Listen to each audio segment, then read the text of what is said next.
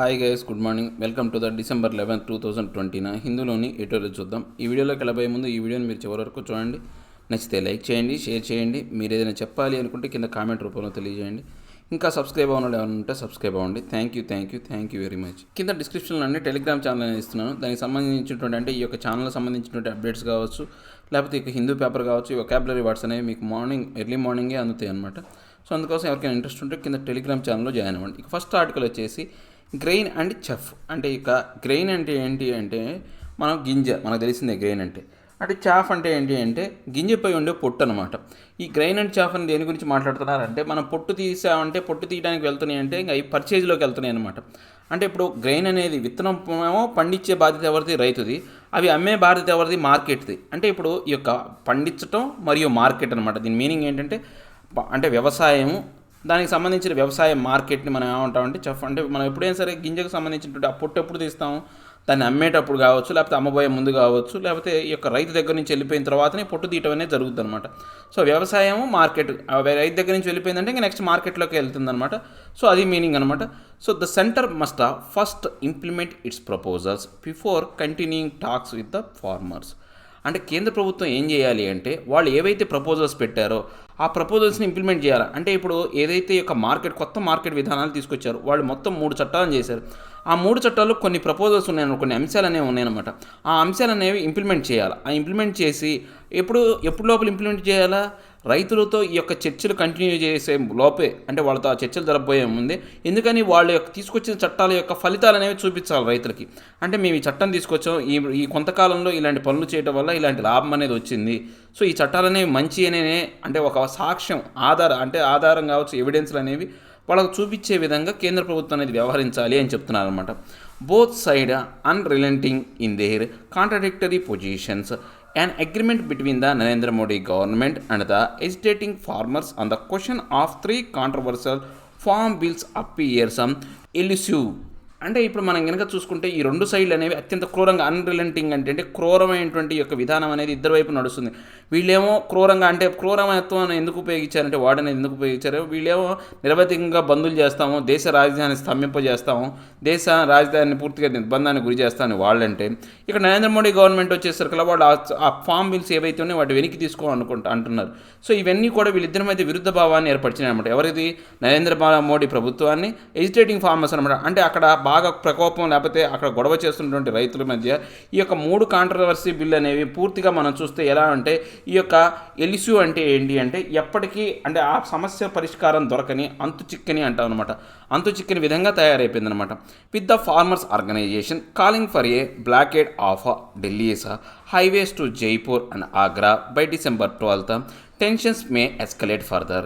ఇప్పుడు ఫార్మర్స్ ఏం చెప్తున్నారు? రేపు 12వ తారీఖు వచ్చేసరికల్లా ఈ యొక్క పూర్తి ఢిల్లీని నిర్బంధానికి గురి చేస్తాము. జైపూర్ ఆగ్రా దారులు ఏవైతే ఉన్నాయో, ఢిల్లీ నుంచి జైపూర్ నుంచి ఆగ్రాకు వచ్చే దారులు ఏవైతే ఉన్నాయో వాటిని పూర్తిగా నిర్బంధానికి గురి చేస్తాం, ఆపేస్తామని చెప్పేసి చెప్తున్నారు. సో ఈ యొక్క ఇలా చెప్పడం అనేది ఇంకా ఈ యొక్క సమస్యను పెంచే విధంగా, ఎస్కలేట్ అంటే ఏంటంటే ఇంకా కోపాన్ని పెంచే విధంగా ఉందన్నమాట.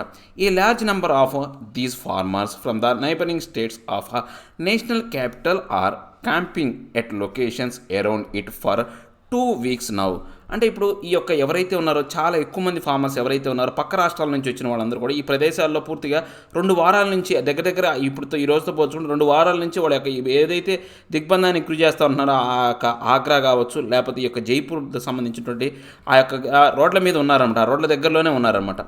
After several rounds of talks, the center has now offered a written assurance that government procurement at minimum support price would remain, along with a proposal to amend the law to deal with the farmers' concern regarding parity between state-run and private mandis, registration of traders and dispute resolution mechanism. అంటే ఇప్పుడు ఈ యొక్క అన్ని అంశాల తర్వాత మనం కనుక చూసుకుంటే ఏవైతే టాక్స్ తర్వాత కేంద్ర ప్రభుత్వం అనేది మనకు సెవెరల్ రౌండ్స్ ఆఫ్ టాక్స్ తర్వాత కేంద్ర ప్రభుత్వం ఏం చేసిందంటే ఇప్పుడు ఒప్పుకుందనమాట. మినిమం సపోర్ట్ ప్రైస్ అనేది మేము ఖచ్చితంగా ఇస్తామని ఒక రిటర్న్ ఎష్యూరెన్స్ అనమాట. వాళ్ళకు ఒక ఏదైతే ఉందో ఒక నమ్మకాన్ని కలిగించే విధంగా, ఎష్యూరెన్స్ ఒక నమ్మకాన్ని కలిగించే విధంగా, రాతపూర్వకమైనటువంటి నమ్మకాన్ని కలిగించే విధంగా వీళ్ళకి ఏదైతే ఉందో ఆ యొక్క అంశాన్ని కేంద్ర ప్రభుత్వం ఒప్పుకుందనమాట. మేము రిటర్న్గా మీకు ఎష్యూరెన్స్ అనేది ఇస్తాము ఈ యొక్క మినిమం సపోర్ట్ ప్రైస్కి అనేది చెప్పిందనమాట. సో దాంతోపాటు ఇప్పుడు ఇంకొన్ని ఫార్మర్స్ ఏవైతే ఉన్నాయో కొన్ని ఆందోళన ఆందోళన చెందించే అంశాలు ఏవైతే ఉన్నాయో అవి ఏంటి రిగార్డింగ్ ప్యారిటీ అనమాట. అంటే ఇప్పుడు స్టేట్ రన్ మండీస్ కావచ్చు, స్టేట్ రన్ ప్రైవేట్ కావచ్చు, లేకపోతే ప్రైవేట్ మండీస్ ఏవైతే ఉన్నాయో వాటి మధ్య ఏదైతే ఉందో ప్యారిటీ అనమాట. అంటే ఈ యొక్క ఈక్వాలిటీ ఏదైతే ఉందో, ప్యారిటీ అంటే ఏంటంటే సమతూకం అనేది చూసే విధంగా చేయాలన్నమాట. అంటే స్టేట్ రన్ మండీస్ అంటే ఈ యొక్క వ్యవసాయ మార్కెట్లు ఏవైతే ఉన్నాయో వాటికి ప్రైవేట్ మండీస్కి మధ్య ఎటువంటి భేదం లేకుండా ఈక్వల్గా ఉండేటట్టు చూడాలి. దాంతోపాటు రిజిస్ట్రేషన్ ఆఫ్ ట్రేడర్స్, అంటే ట్రేడర్స్ అనేవాళ్ళు అంటే ఈ కొనుగోలుదారులు ఎవరైతే ఉంటారో, ఆ వ్యాపారం చేసే వాళ్ళు ఎవరైతే ఉన్నారో వాళ్ళు రిజిస్ట్రేషన్ చేయాలి. తర్వాత డిస్ప్యూట్ రిజల్యూషన్ మెకానిజం ఏవైతే ఉన్నాయో అలాంటి అంశాలు ఏవైతే ఉన్నాయో వాళ్ళు ఇంకా రైతులు చర్చించిన అంశాలు ఒక మినిమం సపోర్ట్ ప్రైజే కాదు, ఈ అంశాలు కూడా, ఈ మెకానిజమ్స్ కూడా వాళ్ళు ఏది ఆందోళన చెందుతున్నారు అనమాట ఈ అంశాలతో కూడా. These assurances are in response to the concerns being raised by the farmers, but they find them inadequate and half-hearted. అంటే ఇప్పుడు ఈ యొక్క ఎష్యూరెన్స్ ఏదైతే ఉందో, ఈ రెస్పాన్స్ అనేది ఇంకా అక్కడ ఉన్న రైతుల్ని ఏంటంటే ఇంకా ఆందోళన కలిగించే విధంగా ఉందన్నమాట. ఎందుకని వాళ్ళకి సరిపోయేంత విధంగా, అంటే ఇప్పుడు వీళ్ళు ఇచ్చినటువంటి ఈ యొక్క నమ్మకం అనేది, ఎష్యూరెన్స్ అనేది చూస్తే కనుక అది తగినంత లేదు. ఇన్ఎడిక్వేట్ ఏంటంటే తగినంత లేదనమాట. వాళ్ళు ఆశించినంత రాలేదనమాట. వాళ్ళు అనుకున్నదంత రాకపోక అది ఎలా ఉందంటే హాఫ్ హార్టెడ్ అనమాట. అంటే మనకు ఏదైతే మనస్ఫూర్తిగా కాకుండా అసంతృప్తిగా ఇస్తారు చూసారా, అలా ఉందన్నమాట. They have decided to intensify the strike, demanding complete repeal of the controversial laws. So వాళ్ళు ఇంకేమనుకున్నారు, ఇప్పుడు రైతులందరూ కూడా ఒకసారిగా మళ్ళీ వాళ్ళు డిసైడ్ అయ్యారు ఏమని, ఈ యొక్క స్ట్రైక్ ఏదైతే ఉందో దాన్ని ఇంకా ఇంటెన్సిఫై అంటే తీవ్రతరం చేయాలి. ఇంటెన్సిఫై అంటే తీవ్రతరం చేయాలి. సో వాళ్ళు ఇంకా దేని డిమాండ్ చేస్తున్నారంటే ఈ కాంట్రవర్షియల్ చట్టం ఏదైతే ఉందో దాన్ని పూర్తిగా రిపీల్ అనమాట. అంటే దాన్ని ఏం చేయాలా, దాన్ని తొలగించే విధంగా, వెనక్కి తీసుకునే విధంగా, రిపీల్ అంటే ఏంటంటే వెనక్కి తీసుకునే విధంగా, చర్యలు తీసుకునే విధంగా వీళ్ళు ఆ యొక్క స్ట్రైక్ని ఇంకా తీవ్రతరం చేయాలనుకుంటున్నారన్నమాట. The government has ruled out their repeal, setting the stage for a స్టాడో. కానీ ప్రభుత్వం మాత్రం ఏంటి, ఆ యొక్క ఏదైతే బిల్లులు వెనక్కి తీసుకునే అంశాన్ని పూర్తిగా తోసిపుచ్చిందనమాట, పక్కన పడేసింది. అంటే మేము ఖచ్చితంగా ఈ బిల్లుని అనేది ఆమోదింపజేస్తాం, ఈ బిల్లు అనేది ఆమోదంలోకి వచ్చే విధంగా అందరూ అనుసరించే విధంగా చేస్తాము అని దృఢంగా చెప్పింది. అంటే ఆ బిల్లును మేము తీయము అని చెప్పేసింది అనమాట. సో దీని కారణంగా ఏంటంటే ఇప్పుడు ఒక నీడ ఏర్పడింది అనమాట. షాడో అంటే పూర్తిగా ఆ స్టేజ్ అనేది ఒక చీకటి ప్రదేశం అనేది ఏర్పడింది అనమాట వీళ్ళిద్దరి మధ్య, ఎవరికి, రైతులకి, ప్రభుత్వానికి. Farmers, howsoever politically empowered they might be in some parts of the country, are at the mercy of market forces and government policy all the time. అంటే ఫార్మర్స్ అనేవాళ్ళు ఎవరైతే ఉన్నారో, ఇక్కడ ఉన్నటువంటి ఫార్మర్స్, ఎవర్ అంటే ఇప్పుడు ఉన్న వాళ్ళందరూ కూడా పొలిటికల్లీ ఎంపవర్డ్ అనమాట. అంటే రాజకీయంగా వాళ్ళకి ఏంటి, వాళ్ళకు అంటే వాళ్ళ రాజకీయ బలం అనేది ఉందన్నమాట. ఇక్కడ ఇంకా మనం కనుక చూసుకుంటే ఏంటంటే, ఇక్కడ పొజిషన్ చూసుకుంటే ఏంటంటే, భారతదేశంలో కొన్ని ప్రాంతాల్లో కొన్ని భాగాల్లో ఏంటంటే పూర్తిగా ఈ రైతులు అనేవాళ్ళు ఈ యొక్క మార్కెట్ ఫోర్సెస్ దయ వల్ల, గవర్నమెంట్ పాలసీస్ దయ వల్ల మాత్రమే వాళ్ళు జీవిస్తున్నారు. అంటే గవర్నమెంట్ ఇచ్చే ఎంఎస్పీ మీద, తర్వాత మార్కెట్ ఫోర్సెస్ ఏవైతే ఉన్నాయో ఆ మార్కెటింగ్ యాడ్లో ఉన్నటువంటి ఈ యొక్క స్థితిగతుల మీద ఆధారపడి వాళ్ళకి జీవనం అనేది, వాళ్ళ యొక్క ఆర్థిక ఆదాయ పరిస్థితి అనేది ఉందన్నమాట. The centre appears willing to brazen it out in the face of stiff opposition from the people most affected by the loss.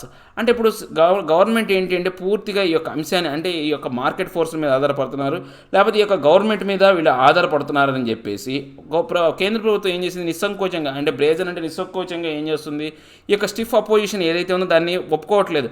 ఎందుకని, ఇప్పుడు ఈ కొత్తగా వచ్చిన చట్టాలు కనుక ఆమోదయోగ్యం అయితే కనుక ఈ యొక్క రైతులు అనేవాళ్ళు ఎవరైతే ఇప్పుడు ఏదైతే మార్కెట్ ఫోర్స్ల మీద, ఏదైతే అక్కడ ఉన్నటువంటి స్టేట్ గవర్నమెంట్ మీద ఆధారపడుతున్నారో అవసరం లేదు, డైరెక్ట్గా వాళ్ళు చేసుకోవచ్చు అనే ఉద్దేశంతో వీళ్ళు ఏం చేస్తున్నారు, ఈ యొక్క చట్టాలను ఎలాగైనా ఆమోదింపజేయాలని చెప్పేసి వాళ్ళు దూరంగా ఉన్నారన్నమాట. In this battle of అన్ఈక్వల్స్ the government should look at a just settlement, not a political compromise. So ఇప్పుడు ఈ యొక్క అన్ఈక్వల్ బ్యాటిల్ అనమాట. మనం ఇక్కడ చూసుకుంటే బ్యాటిల్ ఆఫ్ అన్ఈక్వల్స్ అంటే ఇద్దరు సమవుజ్యులు కాని వ్యక్తుల మధ్య జరిగే బ్యాటిల్, యుద్ధం అనమాట ఇది. అంటే ప్రభుత్వం అనేది, ఈ యొక్క రైతులు అనేవాళ్ళు ఎవరు కూడా సమవుజ్యులు కాదు. ఈ రెండు కూడా, ప్రభుత్వం అనేది ఎవరి కోసం ఏర్పడబడింది, రైతుల కోసం ఏర్పడింది. సో ఇవి రెండు కూడా సమవుజ్యులు కాదనమాట. వాళ్ళిద్దరి మధ్య బ్యాటిల్లో ఏంటంటే ఈ యొక్క ప్రభుత్వం ఏమనుకుంటుందంటే ఈ సమస్యను జస్ట్ సెటిల్మెంట్, దీన్ని పరిష్కరించాలనుకుంటుంది. అంతేగాని పొలిటికల్, రాజకీయంగా ఏదో ఒకటి కాంప్రమైజ్ అవ్వటం, అంటే సర్దుబాటు చేయడం కాకుండా దీన్ని సెటిల్ చేయాలనుకుంటుంది అనమాట. The underlying promise of the centre that farmers will be better off in an open market needs to be qualified. So ఇప్పుడు ఏదైతే ఈ యొక్క కేంద్ర ప్రభుత్వం ఈ యొక్క అంతర్గతంగా అండర్లయింగ్ ప్రామిస్ ఏంటి అంటే ఈ చట్టంలో ఈ యొక్క మార్కెట్ అనేది ఓపెన్ మార్కెట్ విధానం ద్వారా ఈ రైతులు అనేవాళ్ళు ఎక్కువగా లబ్ధి పొందుతారు, బాగా లబ్ధి చేకూరుతుంది అని చెప్పేసి వాళ్ళు అంతర్గతంగా వీళ్ళు ఫీల్ అవుతున్నారన్నమాట ఈ కేంద్ర ప్రభుత్వం అనేది. No country serious about food security can leave farming and marketing of produce entirely to market forces. అంటే ప్రపంచంలో ఏ దేశం కూడా ఫుడ్ సెక్యూరిటీని వదిలేసి, రైతుల్ని వదిలేసి ఈ యొక్క మార్కెట్ ఫోర్సెస్కి అనుకూలంగా ఎటువంటి చట్టాలు చేయదనమాట. మార్కెట్ ఫోర్సెస్కి అనుకూలంగా చేస్తే ఏం ఉపయోగం ఉండదు. ఎందుకని మార్కెట్ ఫోర్సెస్కి అనుకూలంగా చేస్తే రైతు అనేవాడు దెబ్బతింటాడు. రైతు దెబ్బతింది అనుకోండి, పూర్తిగా ప్రొడక్షన్ ఆగిపోతే రేపు ఫుడ్ సెక్యూరిటీ, దేశంలో ఆహార భద్రత అనేది లేకుండా పోద్దనమాట. సో అలాంటి పనులు ఏ ప్రభుత్వం కూడా చేయదనమాట. Even the most free market countries and the WTO acknowledge this. అంటే ఈ యొక్క అంశాన్ని ఎవరంటే మోస్ట్ ఫ్రీ మార్కెట్స్ అనమాట.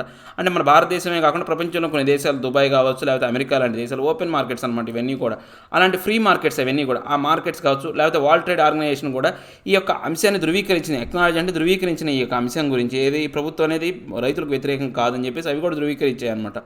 India's agriculture marketing and its a crop pattern both undoubtedly require reforms. అంటే ఇప్పుడు మన భారతదేశానికి సంబంధించినటువంటి ఈ యొక్క అగ్రికల్చర్ మార్కెటింగ్ కావచ్చు, లేకపోతే ఈ యొక్క క్రాప్ ప్యాటర్న్స్ అంటే పంట పండించే విధానం ప్యాటర్న్స్ గురించి ఖచ్చితంగా నిస్సందేహంగా కొన్ని ఏవైతే ఉన్నాయో రిఫార్మ్స్ అంటే ఏంటంటే కొన్ని మార్పులు అనేవి తీసుకురావడం అనేది అనివార్యం అనమాట. ఖచ్చితంగా చేయాల్సిన పనులు అనమాట.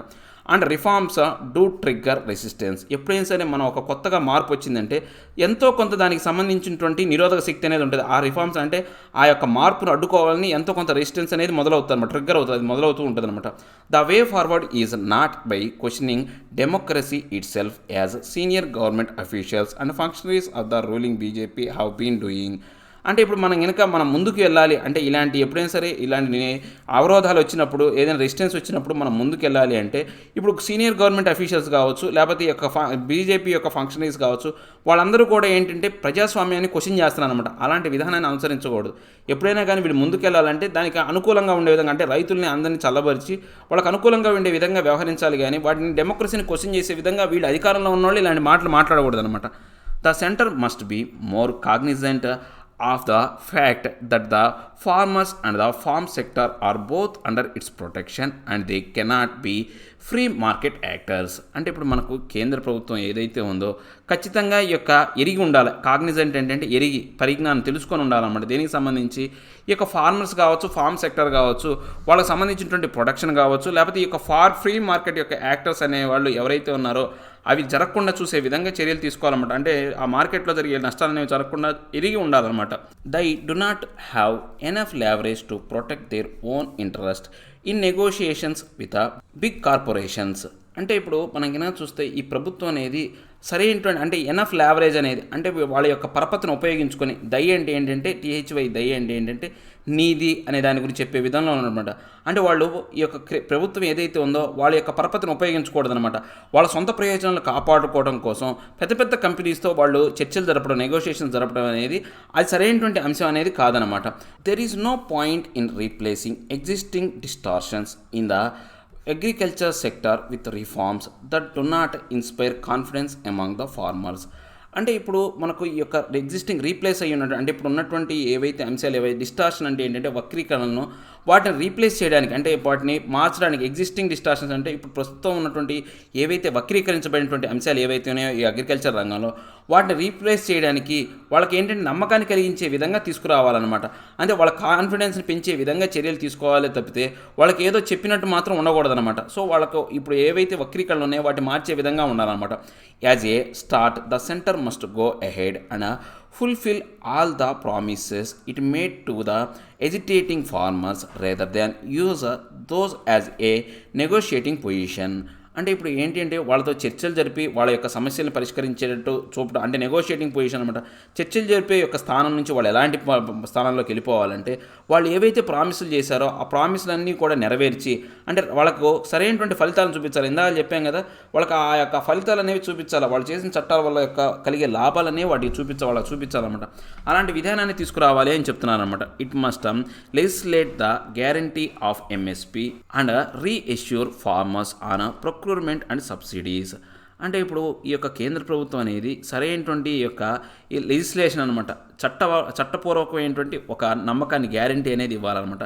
దీనికి సంబంధించి ఈ యొక్క మినిమం సపోర్ట్ ప్రైస్ అనే దాని గురించి, దాంతోపాటు ఈ యొక్క ఎష్యూరెన్స్ అనమాట, ఫార్మర్స్ సంబంధించినటువంటి ఈ యొక్క సేకరణ, ప్రొక్యూర్మెంట్ అంటే వాళ్ళ యొక్క వస్తువులు సేకరించడం, వాళ్ళ యొక్క ఎండ్ ప్రోడక్ట్ ఏదైతే ఉందో వాళ్ళ యొక్క ఫార్మర్స్లోంచి ఆ యొక్క వ్యవసాయం ద్వారా పండించినటువంటి పంటను కొనుక్కోవడం, సేకరించడం అనే దాని గురించి, తర్వాత వాళ్ళకి సబ్సిడీస్ ఇస్తారనమాట. ఏది ఈ యొక్క పవర్ సబ్సిడీస్ అంటే ఆల్రెడీ కరెంటుకు సంబంధించినటువంటి సబ్సిడీ ఆ చట్టం అనేది మారిందని చెప్పేసి వాళ్ళు కొంత ఆందోళన చెప్తున్నారు. ఆ సబ్సిడీస్ అనేవి వాళ్ళకి అందుబాటులోకి తీసుకొస్తానే విధంగా ప్రభుత్వం అనేది చర్యలు తీసుకోవాలా, వాళ్ళకి నమ్మకాన్ని కలిగించాలి అని చెప్తున్నారు అనమాట. ఏం లేదండి, ఇప్పుడు ఈ యొక్క రైతులు అనేవాళ్ళు పూర్తిగా ఈ యొక్క 3 చట్టాలకు వ్యతిరేకంగా గొడవ చేస్తున్నారు. దీనికి సంబంధించి కేంద్ర ప్రభుత్వం ఏంటంటే ఇప్పుడు దాకా ఎంఎస్పీ గురించి మాట్లాడలేదు. అంటే వాళ్ళు ఎప్పటి నుంచో చెప్పుకొస్తున్నారు ఎంఎస్పీకి దీనికి సంబంధం లేదని. ఇప్పుడు వీళ్ళు రాతపూర్వకంగా ఒక గ్యారంటీ అనేది ఇచ్చారనమాట, మేము ఎంఎస్పీ సపోర్ట్ చేస్తామని. అయినా కానీ రైతులు తగ్గట్లేదు.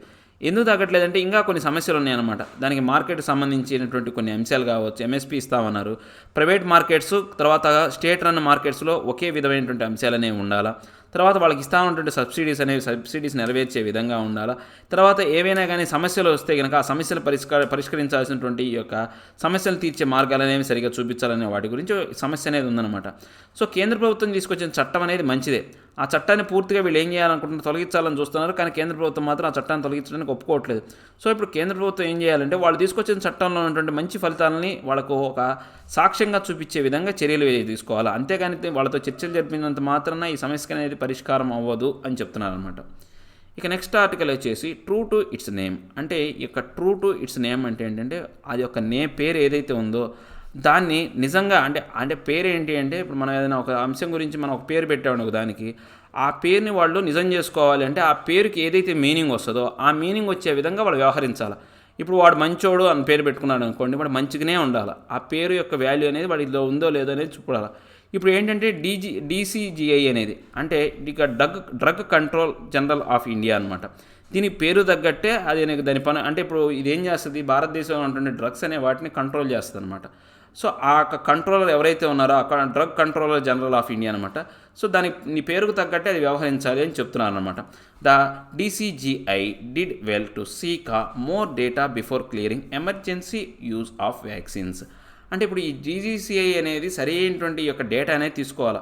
ఎప్పుడంటే సరే ఒక వ్యాక్సిన్ని ఎమర్జెన్సీగా వాడాలి అనే దానికి సంబంధించినటువంటి క్లియరెన్స్ ఇవ్వాలి అంటే దానికి సంబంధించిన డేటా అంటే ఏంటి, ఆ డ్రగ్ అనేది కాంబినేషన్ ఏంటి, దాంట్లో ఏమేమి మందులు కలుపుతున్నారు, ఆ డ్రగ్ కాంబినేషన్ వల్ల ఏమైనా సైడ్ ఎఫెక్ట్స్ వస్తాయా, దాని యొక్క మందు యొక్క ప్రభావం ఎలా ఉంది, అది సాధ్యమైనంత వరకు మంచి చేస్తా చేయదా, లేదా సైడ్ ఎఫెక్ట్స్ ఏమైనా ఉన్నాయా, ఇలాంటి అన్ని అంశాలని అది పూర్తిగా పరీక్షించి ఆ యొక్క అంశాలను పరీక్షించి దానికి సంబంధించినటువంటి యొక్క క్లియరెన్స్ అనేది ఇవ్వాలి. ఆ డేటా అనేది ఖచ్చితంగా మెయింటైన్ చేయాలి అని చెప్తున్నాను అనమాట.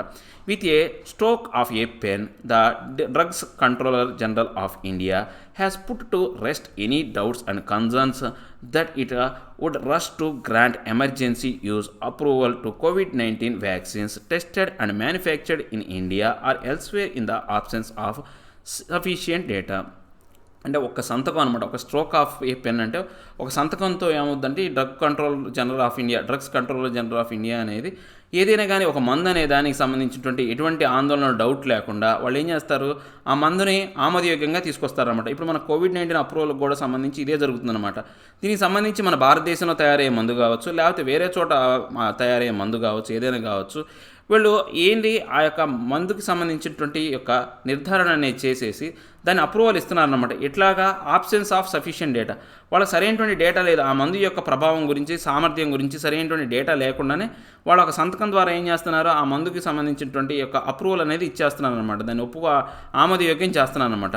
The greatly reassuring decision to seek additional safety and immunogenicity data from the Pune based serum institute of India and Hyderabad's Bharat Biotech underlines the regulators' priorities even for emergency use approval rather than an early rollout of vaccines that have not been sufficiently studied.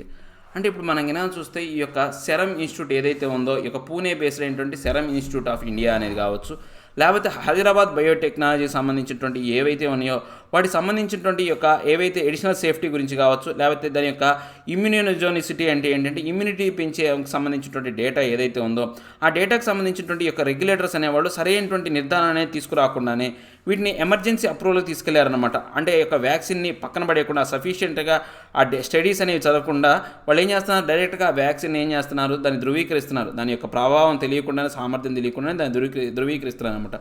The decision to seek more evidence would mean a slight delay in a locally manufactured vaccines becoming available. అంటే ఇప్పుడు వీళ్ళు ఏంటంటే ఈ యొక్క more evidence కనుక వీళ్ళు కావాలంటే ఈ యొక్క వ్యాక్సిన్ సంబంధించినటువంటి పూర్తి సాక్ష్యాధారాలు కావాలి అంటే ఏమవుద్దంటే ఇంకొంతకాలం టైం పడుతుంది అనమాట. స్లైట్గా ఇంకొంచెం టైం పట్టే అవకాశం ఉందన్నమాట. సో ఈ యొక్క లోకల్ మ్యానుఫ్యాక్చర్ వ్యాక్సిన్స్ అనేవి అందుబాటులోకి రావాలి అంటే వీళ్ళు ఇలాంటి అన్ని డెసిషన్లు కరెక్ట్గా తీసుకోవాలి, కరెక్ట్ ఎవిడెన్స్లు కావాలంటే అదే మంది ఇంకా లేట్ అవుతుంది అనమాట. లోకల్గా అవైలబుల్ అని ఆల్రెడీ ప్రపంచంలోని కొన్ని దేశాలు అనేవి ఆల్రెడీ రిలీజ్ చేసిన మందుని. But it clearly demonstrate that the committee did not misread the announcement by Prime Minister Narendra Modi that a vaccine will be available in the next few weeks as a signal to grant approval in haste. అంటే ఇప్పుడు వీళ్ళు ఎందుకు ఇలా చేస్తున్నారంటే prime minister Narendra Modi రీసెంట్గా ఒక statement అనేది ఇచ్చాడు. దీనికి సంబంధించి ఈ యొక్క వ్యాక్సిన్ అనేది తొందరగా కొన్ని వారాల్లోనే అందుబాటులోకి రాబోతుంది అని చెప్పేసి ఆయన చెప్పాడు అనమాట. ఆయన చెప్పిన స్టేట్మెంట్ వీళ్ళు ఏం చేస్తున్నారంటే మిస్రీడ్ అనమాట. ఆ మిస్రీడ్ చేసుకునే విధంగా అర్థం చేసుకుంటారు అనమాట. అంటే తొందరగా మనం దీనికి పర్మిషన్లు ఇచ్చేసి ఈ మందును రిలీజ్ చేస్తే ప్రైమ్ మినిస్టర్ నరేంద్ర మోడీ ఏదైతే చెప్పాడో అది నిజం చేసిన వాళ్ళు అవుతాము అని చెప్పేసి విధంగా వీళ్ళు వ్యవహరిస్తున్నారు అనమాట. అది కరెక్ట్ అయినటువంటి విధంగా కాదు. ఆయన చెప్పాడు అంతే, చెప్పినంత మాత్రాన హేస్టీ అంటే త్వరితగతిన ఆ యొక్క మందును రిలీజ్ చేయాలని రూల్ ఏం లేదనమాట. By keeping the approval on hold pending more evidence, the expert committee has done much to generate trust in the regulators' uncompromising approval process even for emergency use in the midst of the pandemic. అంటే ఇప్పుడు మనం కనుక చూస్తే ఈ యొక్క అప్రూవల్కి సంబంధించినటువంటి కొంతవరకు అప్రూవల్కి సంబంధించి కొంతవరకు పెండింగ్ ఉన్న ఎవిడెన్స్ అన్నీ కూడా వాటన్నిటి కూడా సంపాదించాలి, ఆ సాక్ష్యాలన్నింటినీ సంపాదించాలన్నమాట. సో ఈ కమిటీ అనేది ఏం చేయాలా, మంచిగా అంటే ఈ యొక్క ఏదైతే ఉందో వాళ్ళు ఈ యొక్క రెగ్యులేషన్ విధానాల్లో ఎటువంటి రాజీ పడట్లేదు అనే నమ్మకాన్ని చేకూర్చే విధంగా ఈ యొక్క కమిటీ కావచ్చు, లేకపోతే వీళ్ళు ఎవరైతే ఉన్నారో ఆ ఎమర్జెన్సీకి సంబంధించి ఆ పెండమిక్ సంబంధించినటువంటి ఎమర్జెన్సీ ఉన్నప్పటికీ కూడా వీళ్ళు ఏవైతే వాళ్ళకి సంబంధించినటువంటి రెగ్యులేషన్స్ ఏవైతే ఉన్నాయో వాటిలో వెనక్కి తగ్గట్లేదు, రాజీ పడట్లేదు అనే నమ్మకాన్ని కలిగించడం వల్ల ఏమవుతుందంటే ఆ యొక్క మందు మీద అందరికీ నమ్మకం పెరుగుతుంది, దాని యొక్క సామర్థ్యానికి సంబంధించినటువంటి ఆధారాలు అనేవి దొరుకుతాయి అన్నమాట. However, these manufacturers have unfortunately come out as being in a hurry to seek approval without sufficient data to support their case. అంటే ఇప్పుడు మనం కన్నా చూస్తే ఈ యొక్క మ్యానుఫ్యాక్చర్ ఎవరైతే ఉన్నారో ఏదేమైనప్పటికీ కూడా ఏంటంటే ఇప్పుడు అందరం కూడా ఇది ఒక అంశాన్ని మనం చాలా దురదృష్టవంతంతో ఫీల్ అవ్వాలన్నమాట. అన్ఫార్చునేట్ అనమాట. ఎందుకని ఈ కంపెనీ అన్నీ కూడా ఏంటంటే చాలా తొందరగా ఉన్నాయన్నమాట. సరైనటువంటి డేటా లేకుండా, సరైనటువంటి సపోర్ట్ ఆఫ్ కేసులు లేకుండా వీళ్ళు ఏం చేస్తారంటే అప్రూవల్ కావాలని చెప్పేసి కోరుతున్నారు. ఎందుకని దానికి కారణం ఏం చెప్పొచ్చు, ఎక్కువ మందులు అమ్ముకుంటే డబ్బులు సంపాదించుకోవచ్చు అనే అంశం కూడా మనం ప్రస్తావించవచ్చు అనమాట.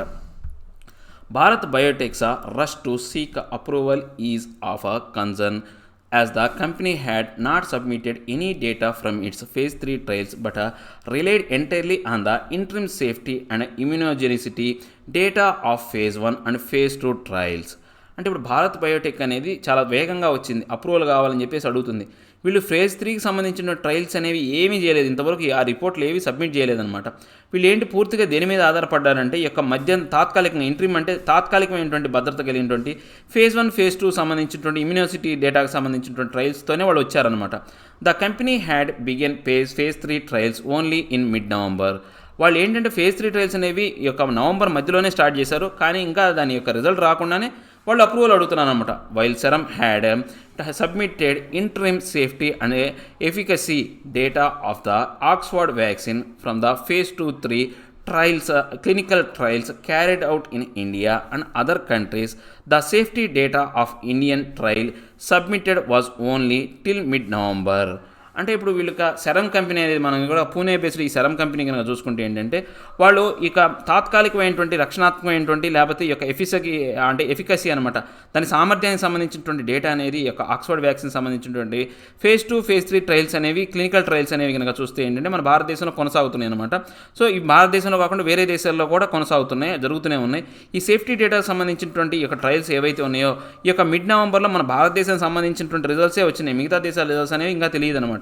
The phase 3 trials by serum began on September 21st and since the second dose is administered 28 days after the first, the median follow-up after the second dose would have been for just a few weeks, far less than at least 2 months that the US FDA had stipulated.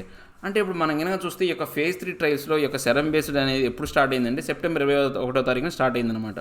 So దాని తర్వాత ఏం చేస్తారంటే దీనికి సంబంధించినటువంటి రెండో dose అనేది అంటే ఒకే డోసులో ఈ యొక్క ఏదైతే ఉందో ఈ యొక్క వ్యాక్సిన్ అనేది కుదరదు అనమాట. రెండో డోసులో వేస్తారు. అప్పుడు ఎన్ని రోజులు టైం పడుతుంది? 28 రోజులు టైం తీసుకుంటారు. ఆ తర్వాత మూడో డోస్ కనుక మన ఫాలో అప్ కనుక చూసుకుంటే ఏంటంటే కరెక్ట్గా కొన్ని వారాల లోపే ఉంటుంది అనమాట. సో ఈ యొక్క లెక్క అంతా కనుక మనం క్యాలిక్యులేట్ చేస్తే ఏంటంటే ఒక 2 నెలల లోపే అంటే 2 నెలల కన్నా తక్కువ సమయంలోనే ఈ టెస్టింగ్ అనేది జరుగుతుంది.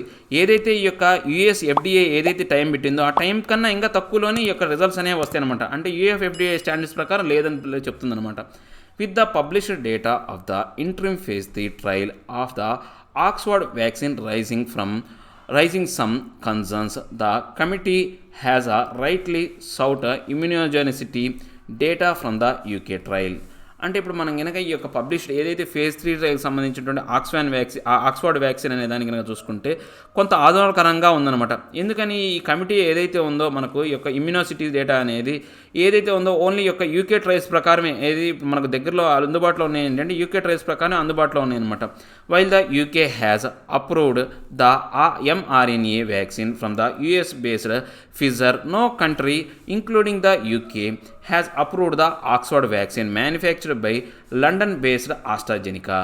అంటే ఇప్పుడు మనం కనుక చూస్తే ఈ యొక్క యూకే అనేది కనుక చూస్తే mRNA వ్యాక్సిన్ అనే ఒకదానికి ఏదైతే పర్మిషన్ అనేది ఇచ్చిందనమాట, అప్రూవ్ చేసింది దాన్ని ఒప్పుకుంది, మందుగా ఒప్పుకుంది. ఇది ఈ యొక్క mRNA వ్యాక్సిన్ అనేది ఎవరిదంటే యూఎస్ బేస్డ్ అయినటువంటి ఫిజర్ కంపెనీకి సంబంధించినటువంటి వ్యాక్సిన్ అనమాట. ఇప్పటి వరకు కూడా ఏ కంట్రీ కూడా ఈవెన్ దో యూకే కూడా అంటే ఇప్పటికీ యూకే దేశంతో సహా చూసుకుంటే కనుక ఈ యొక్క ఆక్స్ఫర్డ్ వ్యాక్సిన్ ఏదైతే ఉందో లండన్ బేస్డ్ ఆస్ట్రాజెనికా కంపెనీతో తయారు చేసినటువంటి ఆక్స్ఫర్డ్ వ్యాక్సిన్కి ఎవరు కూడా పర్మిషన్లు అనేవి ఇవ్వలేదన్నమాట. ఇంతవరకు కూడా పర్మిషన్స్ కావచ్చు లేకపోతే దానికి సంబంధించినటువంటి అప్రూవల్ అనేది ఇవ్వలేదన్నమాట. In September 9 global vaccine manufacturers had signed a joint pledge that they would not seek a premature approval from regulatory authorities and would test COVID-19 vaccine to highest standards and keep the safety of vaccinated individuals over top priority.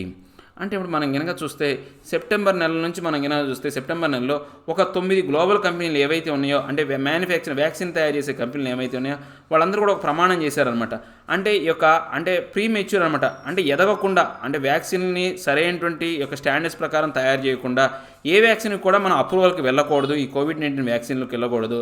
అన్ని standards ఉన్న తర్వాతనే safeties ఉన్న తర్వాతనే దానికి సంబంధించినటువంటి అప్రూవల్కి వెళ్ళాలి అని చెప్పేసి వీళ్ళు ప్రతిజ్ఞ చేసుకున్నారనమాట. So India manufacturer should strive to carry out the trials to the highest ethical standards and submit comprehensive data such that emergency use approval is a sure shot. అంటే ఇప్పుడు మనం ఏం చేయాలి, భారతదేశానికి సంబంధించినటువంటి మ్యానుఫ్యాక్చరర్స్ ఎవరైతే ఉన్నారో వాళ్ళందరూ కూడా సరైనటువంటి విధానం ద్వారా ఈ యొక్క ట్రయల్స్ అనేవి బాగా ఎక్కువ మొత్తంలో చేయాలన్నమాట. సో దీని మీద ఎక్కువ అంటే అత్యంత ఉత్తమమైనటువంటి ఎథికల్ అనమాట, అంటే ధర్మబద్ధమైనటువంటి యొక్క విధానాలు అనే వాటిని స్టాండర్డ్స్ అనే వాటిని పాటించాలి. దాంతోపాటు సమగ్రమైనటువంటి డేటా అనేది సబ్మిట్ చేయాలి. ఇలాంటి సబ్మిట్ చేసిన తర్వాతనే ఈ యొక్క ఎమర్జెన్సీకి పంపించాలి. ఈ మందు అనేది ఎమర్జెన్సీగా వాడవచ్చు అని చెప్పేసి చేసినప్పుడు అది ఆ మందు మాత్రం షూర్ షాట్గా ఉంటుంది, అంటే సరిగా ఆ వ్యాధిని నిర్మూలిస్తుంది అని చెప్తున్నారు. Any further hasty shown in seeking approval for emergency use may turn detrimental and the companies may even run the risk of losing public trust. అంటే ఇప్పుడు ఏదైనా కానీ అది కాకుండా ఫర్దర్ హేస్ట్ అంటే త్వరితగతిన కనుక ఈ యొక్క మనం ఎక్కువగా త్వరితగతిన కనుక చూపించారనుకోండి వాళ్ళు దేనికి సంబంధించి యొక్క అప్రూవల్ కావచ్చు ఎమర్జెన్సీ యూజ్కి సంబంధించినటువంటి అప్రూవల్ అనే వాటిని ఎలా ఉంటుంది అంటే రాబోయే కాలంలో ఏంటంటే కంపెనీల మీద యొక్క నమ్మకాన్ని కోల్పోయే ప్రమాదం ఉందన్నమాట, ఆ రిస్క్ అనేది ఉంటుంది అనమాట. ఆ కంపెనీల మీద ఇప్పుడు ఏవైతే మన భారతదేశంలో పెద్ద పెద్ద కంపెనీలు అనుకుంటున్నామో ఈ భారత్ బయోటెక్ అలాంటి కంపెనీల మీద మనకు వాటి మీద నమ్మకం పోతుంది ప్రజలకి. ఎందుకని వాళ్ళు త్వరితగతిన ఎట్లా పడితే అట్లా వ్యాక్సిన్ అనేది రిలీజ్ చేస్తే అది సరైనటువంటి మనకు రిజల్ట్ ఇవ్వకపోతే ఏమవుతుంది, ఈ కంపెనీ మంచిది కాదనే ఒక అభిప్రాయం అనేది వస్తుంది అనమాట. సో అందువల్ల ఈ విధానం అనేది మంచిది కాదు అని చెప్తున్నాను అనమాట. ఏం లేదండి, ప్రపంచంలో వ్యాక్సిన్ తొందరగా తయారు చేయాలని వేగం పెరిగిపోయింది. అలానే మన భారతదేశంలో కూడా 2 ముఖ్యంగా ఈ యొక్క పూణే బేస్డ్ సెరమ్ ఇన్స్టిట్యూట్ ఏదైతే ఉందో అదొకటి, తర్వాత భారత్ బయోటెక్ అనేవి 2 పోటీ పడుతున్నాయి అనమాట. ఈ పూణే బేస్డ్ సెరమ్ ఇన్స్టిట్యూట్కి ఈ యొక్క ఆక్స్ఫర్డ్ కంపెనీకి సంబంధించినటువంటి ఈ యొక్క London based Oxford company support అనేది ఉందన్నమాట. వీళ్ళిద్దరూ చేసిన యొక్క ఏదైతే ఉందో వ్యాక్సిన్ అనేది కనుక మనం చూస్తే దానికి సరైనటువంటి నిర్దేశకాలు కావచ్చు లేకపోతే ఏవైతే ట్రయల్స్కి సంబంధించినటువంటి సరైనటువంటి అంశాలు అనేవి లేకుండానే వీళ్ళు అప్రూవల్కి వెళ్తున్నారు. అది సరైనటువంటి విధానం కాదు. ఇంకా వాళ్ళు ఏం కారణంగా చెప్తున్నారు, మోడీ గారు తొందరగానే వస్తుంది ఒక 2-3 వారాల్లో వస్తుంది అని చెప్పారు, కొన్ని వారాల్లోనే వస్తుందని చెప్పారు. సో ఆయన మాట నెరవేర్చాలి అనే ఉద్దేశంతో వీళ్ళు త్వరితగతిన చేస్తున్నారు. అలాంటి విధానం అనేది సరైనటువంటి విధానం కాదు. అలా చేస్తే ఆ కంపెనీల మీద ఉన్నటువంటి నమ్మకం అనేది పోతే తప్పితే లాభం ఏమీ ఉండదు, దానివల్ల మనకు ఉపయోగం ఏమి ఉండదు అని చెప్తున్నాను అనమాట. సో ఇవ్వండి ఈరోజు నా హిందూలో అంటూ ఆర్టికల్ ఎక్స్ప్లెనేషన్ మీకు నచ్చే ఉంటుంది అనుకుంటున్నాను. నచ్చితే లైక్ చేయండి, షేర్ చేయండి. మీరు ఏదైనా చెప్పాలి అనుకుంటే కింద కామెంట్ రూపంలో తెలియజేయండి. ఇంకా సబ్స్క్రైబ్ అవ్వని వాళ్ళు ఎవరైనా ఉంటే సబ్స్క్రైబ్ అవ్వండి. Thank you very much.